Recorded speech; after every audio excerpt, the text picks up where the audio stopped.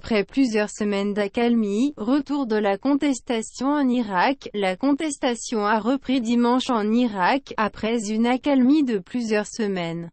De nombreux manifestants, qui réclament depuis octobre une refonte du système au pouvoir, sont descendus dans la rue dimanche et lundi après l'expiration de leur ultimatum lancé il y a une semaine au gouvernement.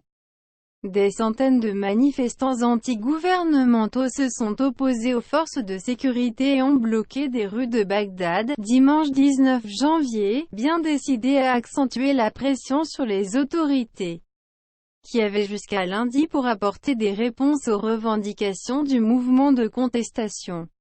Ce mouvement, qui réclame depuis début octobre une refonte du système au pouvoir, avait été éclipsé ces dernières semaines par la flambée des tensions entre l'Iran et les États-Unis, les deux principaux parrains de Bagdad.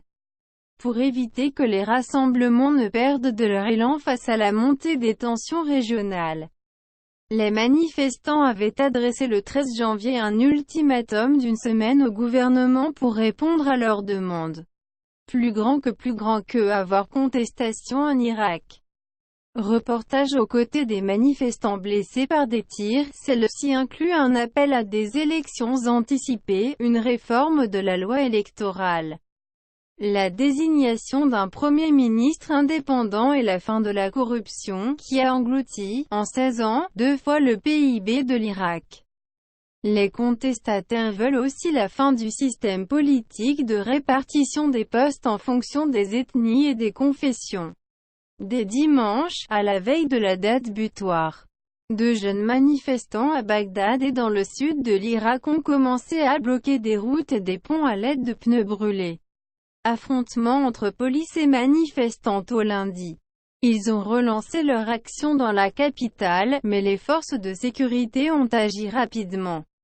L'armée affirmant avoir arrêté 9 manifestants et rouvert l'artère principale de la deuxième ville la plus peuplée du monde arabe, 9 millions d'habitants. Outre la place Tahrir, cœur de la contestation, des centaines d'autres manifestants ont aussi rallié dimanche la place Tayaran, où ils ont affronté les forces de sécurité, qui ont fait usage de gaz lacrymogène et tiré à balles réelles pour les disperser, a indiqué un journaliste de l'AFP. Plus grand que à lire, l'influence iranienne en Irak. Cible de la colère des manifestants, des jeunes Irakiens portant des casques et des masques à gaz ont érigé des barricades métalliques pour tenter de repousser la police anti-émeute.